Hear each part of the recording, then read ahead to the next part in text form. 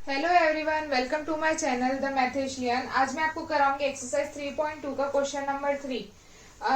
आप previous video में जाके चेक कर सकते हैं। एक्सरसाइज 3.2 के इंट्रोडक्शन में मैंने आपको कुछ कंडीशंस बताई हैं, वो आप चेक कर सकते हैं।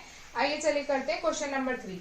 On comparing the ratio A1 by A2, B1 by B2 and C1 by C2, find out whether the following pair of linear equation are consistent or inconsistent। Exercise 3.2 के इंट्रोडक्शन में मैंने कुछ कंडीशंस बताए हैं कि कंसिस्टेंट क्या होता है, इनकंसिस्टेंट क्या होता है। मैं डिस्क्रिप्शन बॉक्स में उसका लिंक मेंशन कर रही हूँ, तो आप वो वहां पे जाके आप चेक कर सकते हैं। इसके 5 पार्ट हैं। हम फर्स्ट पार्ट देख लेते हैं पहले क्या है।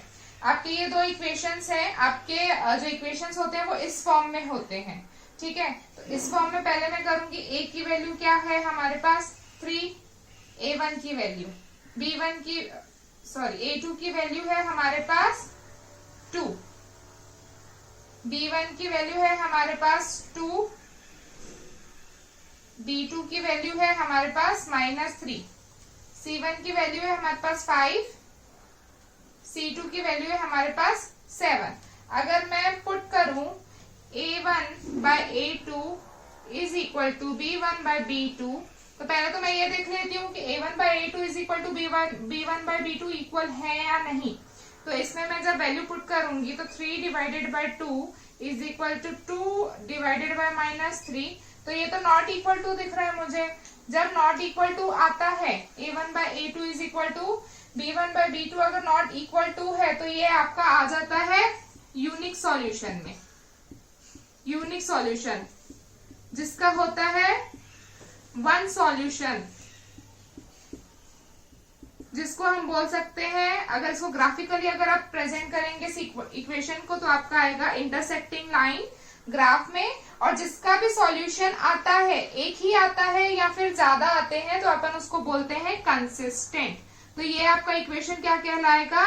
कंसिस्टेंट। अब ये है आपका क्वेश्चन नंबर 3 का सेकेंड पार्ट। ये आपके पास सेम इक्वेशन है।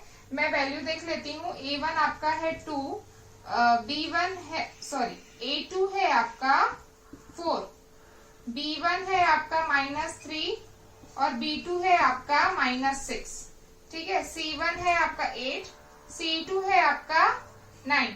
अगर मैं इस पे पुट करूं A1 by A2 is equal to B1 by B2, उसके बाद is equal to C1 by C2, मैं देखती हूँ इसमें ये इक्वल आता है क्या। जब B इक्वल आता है तभी हम C में जाते हैं, अदरवाइज नहीं जाते। तो मैं वैल्यू पुट करती हूँ। इस पे वैल्यू पुट करूंगी तो आएगा 2 by 4 is equal to -3 by 6 is equal to आपका C है 8 by 9। तो अगर मैं ये 2 by 4 है तो ये आपका है 2 1 जा 2, ये हो जाएगा 2 2 जा 4, ये आपका माइनस माइनस कट हो जाएगा, 3 1 जा 3, 3 2 जा 6। और ये देखिए ये दोनों इज इक्वल टू है, लेकिन ये इक्वल नहीं है, तो ये आ जाएगा नॉट इक्वल टू। तो ये आपका कंडीशन किस पे बैठेगा? पैरेलल लाइन पे। जब आप इसको ग्राफिकली प्रेजेंट करेंगे तो पैरेलल लाइन ग्राफिकली प्रेजेंट होगा। पैरेलल लाइन मीन्स ये कहीं पे जाके मेट नहीं होता है, तो इसका सॉल्यूशन भी नहीं निकलता है, नो सॉल्यूशन। तो जिसका सॉल्यूशन नहीं होता है वो किस में आता है? इनकंसिस्टेंट में।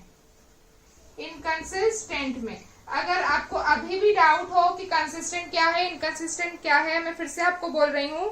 एक्सरसाइज 3.2 के इंट्रोडक्शन में मैंने कुछ कंडीशंस क्लियर की हैं, वो आप जाके डिस्क्रिप्शन बॉक्स पे उसका लिंक है, आप वो जाके एक बार चेक कर लीजिएगा। ये है क्वेश्चन नंबर 3 का हमारा थर्ड पार्ट। ये आपका इक्वेशन है। इक्वेशन देखिए क्या है आपका 3 by 2x plus 5 by 3y is equal to 7। तो मैं इस इक्वेशन को थोड़ा मॉडिफाई कर देती हूँ।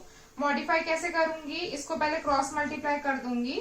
3 3 से क्या होगा 9x, 2 5 से क्या होगा 10y, और डिनोमिनेटर का आपस में मल्टीप्लाई करूंगी तो क्या हो जाएगा 3 2 जा 6 इज इक्वल टू क्या हो गया 7। 9x plus 10y is equal to 7 multiply, ये चला जाएगा मल्टीप्लाई में, डिवाइड में है तो क्या हो जाएगा 9x plus 10y is equal to 7 6 जा 42। तो ये हो गया आपका न्यू इक्वेशन। तो इसको मानेंगे हम इक्वेशन 1। अब इक्वेशन 2 आपका सेम है। 9x minus 10y is equal to 14। आप चाहे तो ऐसे भी सॉल्व कर सकते हैं, बट मॉडिफाई करेंगे तो आपको इजी पड़ेगा। ठीक है, अब मैं वैल्यू पुट करती हूँ। a1 by a2 is equal to b1 by b2 is equal to c1 by c2। ठीक है, मैं वैल्यू पुट करती हूँ। तो a1 मेरा क्या है यहाँ पे, a1 है आपका 9, b1 है आपका 9, a2 है आपका 9, b1 है आपका 10, b2 है आपका minus 10 is equal to c1 है आपका 42 और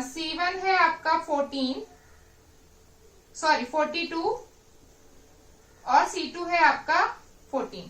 ठीक है, तो ये मैं इसको कट करूंगी तो 9 1 जा 9, 1 बाय 1 ये हो जाएगा 1 माइनस 1, तो माइनस 1 हो गया। यहाँ पे आया 1, यहाँ पे आया माइनस 1, तो ये इक्वल दिख रहा है क्या, नॉट इक्वल टू। तो आप आगे जाओगे ही नहीं। जब a1 by a2 is not equal to b1 by b2 है तो आप c देखोगे ही नहीं। ठीक है, फिर इसका क्या आएगा, इंटरसेक्टिंग लाइन आपका, जब आप ग्राफिकली प्रेजेंट करोगे तो। और इंटरसेक्टिंग लाइन का क्या है, इसका एक सॉल्यूशन निकलता है, तो ये हो जाएगा कंसिस्टेंट। अब मैं आपको बताऊंगी क्वेश्चन नंबर 3 का फोर्थ पार्ट का आपका इक्वेशन ये है। a1 है आपका 5, a2 है आपका -10, b1 है आपका -3, b2 है आपका 6 और c1 है आपका 11, c2 है आपका -22। अब मैं इक्वेशन वैल्यू पुट करती हूँ। a1 by a2 is equal to b1 by b2 is equal to c1 by c2। Value put करूंगी तो आएगा 5 minus 10 is equal to -3 divided by 6 is equal to आपका हो जाएगा 11 डिवाइडेड बाय -2।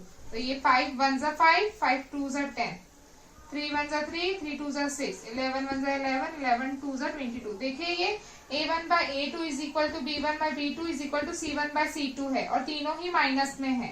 तो इसका क्या हो जाएगा, इसका आएगा आपका ग्राफिकली प्रेजेंट करने में आपका आएगा लाइन के ऊपर लाइन, और ये आपका होता है कोइंसिडेंट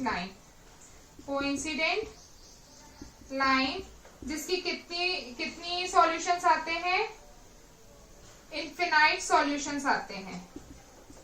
इनफिनाइट सॉल्यूशन क्यों, क्योंकि ये हर पॉइंट पे मैच हो रहा है, तो इनफिनाइट सॉल्यूशन होंगे और जिसके सॉल्यूशन निकलते हैं वो क्या होते हैं, कंसिस्टेंट।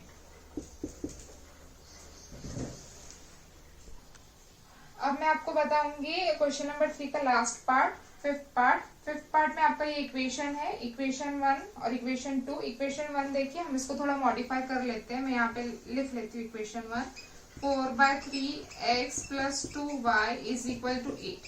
ठीक है, इक्वेशन आप देखिए यहाँ पे, अगर मैं यहाँ पे 1 मानती हूँ और क्रॉस मल्टीप्लाई करती हूँ तो आएगा 4x, 3 2 जा 6y इज इक्वल टू 8। ये आ जाएगा डिनोमिनेटर में 3। अब ये 3 आपका डिवाइड में, वहां पे जाके किस पे चले जाएगा, मल्टीप्लाई में। तो ये आपका इक्वेशन आ गया 8 3 जा 24। ये आपका आ गया न्यू इक्वेशन नंबर 1। ठीक है, अब मैं a1 देख लेती हूँ क्या है मेरा। a1 है 4, a2 है आपका 2, ठीक है, b1 है आपका 6, b2 है आपका 3, c1 है आपका 24,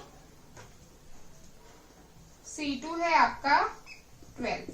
ठीक है, अब मैं इक्वेशन में वैल्यू पुट करूंगी। a1 by a2 is equal to b1 by b2 is equal to c1 by c2। ठीक है, a1 आपका क्या है 4, a2 क्या है 2, b1 क्या है 6, b2 क्या है 3, c1 आपका क्या है 24 और c2 है आपका 12।